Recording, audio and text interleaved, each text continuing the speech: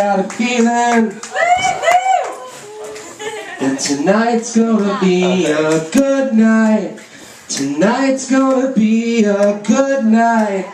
Tonight's gonna be a good one. I got a feeling that tonight's gonna be a good night. And tonight's gonna be a good night. Hi everybody, my name's Brook Pridemore. I live in Brooklyn, New York. I didn't prepare in any way, nor did I expect to go first. I didn't know how it was going to happen. I thought to myself, well, I've never just stood there and told jokes in front of people, but I have sang a lot of songs in front of people for a long time, and in order to get through the awkwardness between the songs, I can make people laugh sometimes. So I thought I would just start with a little bit of a song to get me feeling a little better about myself, a little bit more comfortable, and then try to do a bunch of banter all in a row. Just look at it that way. I moved here from the suburbs. I've lived here 9.5 years, and I find myself, this has happened a bunch of times, I'm rounding a corner where there's scaffolding going up the side of like a tall building, and there's men working on the building, and I am rounding the corner at the same time as a woman that the guys working on the building think is attractive, and maybe they would like to get on top of. And this has happened a bunch. And as I'm walking around the corner, she's walking around the corner, and the guys up on the scaffolding are looking down and they go, "Hey, mommy, hey, woo," you know. And every time this happens, I look up and I go, "Thanks." Thank you.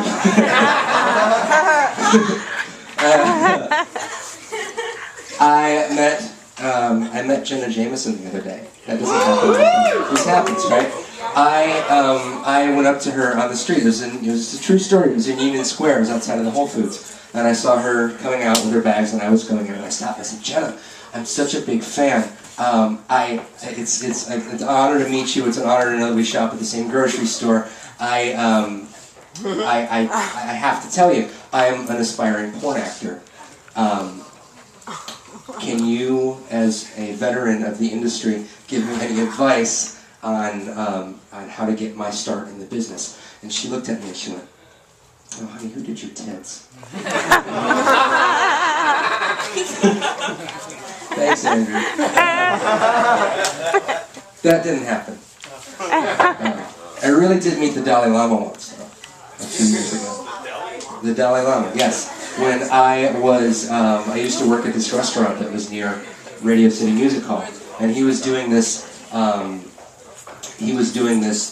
some sort of event, like he was opening for My Morning Jacket or something was going on. And there was this huge protest going on across 6th Avenue, and they were all barricaded behind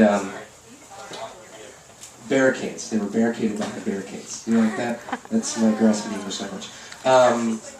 And they're all just screaming and waving their banners, and there's this one woman below the Radio City awning, and she's yelling, "Long live the Dalai Lama!" at the top of her lungs. And she's overpowering this entire crowd of 1,000 people across the street. It was fucking amazing. And I'm watching this, but then right as I'm crossing 51st Street, I look to my right, and I can see a tour bus, and coming out of it is the Dalai Lama, and he's by himself. There's no one with him. He must have escaped his hatch or something, and so this is true. I walked over to him and I went, "Well, hello, Dolly. Well, hello, Dolly. Thank you very much. My name is Brook Pridemore."